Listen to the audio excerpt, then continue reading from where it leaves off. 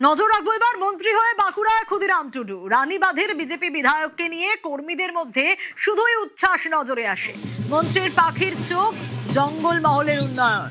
জঙ্গলমহলে double engine সরকারের উন্নয়ন বার্তা।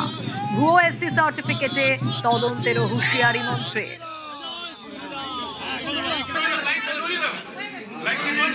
খুব ভালো লাগছে আপনি যে মানুষের কি উচ্ছ্বাস, অর্থাৎ এই এতেই প্রমাণিত সবকিছুতে আপনারা পাচ্ছেন।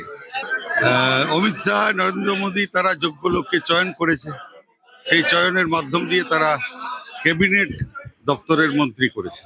দপ্তর বন্টন হোক, তারপরে এই বিষয়ে চিন্তা করবে। অনুন্নয়ন জঙ্গলমহলের যেটা উন্নয়ন হয়নি, হসপিটালগুলোতে ডাক্তার নেই, স্কুলের শিক্ষক নেই, এই মানে ফার্স্ট টাইম এই সমস্যাগুলো নিয়ে আমরা এগোবো।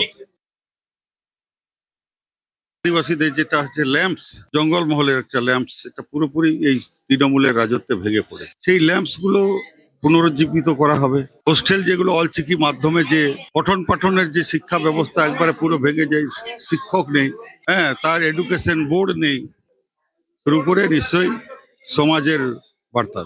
এই সরকার শুরু হওয়ার সাথে সাথে যে জঙ্গলমহলে যতগুলো গ্রামে এখনো পর্যন্ত জল পৌঁছায়নি, অর্থাৎ পাইপে হর ঘর নল যেটা কেন্দ্রীয় সরকার প্রকল্প, সেটা সম্পূর্ণভাবে প্রত্যেকটি বাড়িতে আমরা পানীয় জলের ব্যবস্থা করব।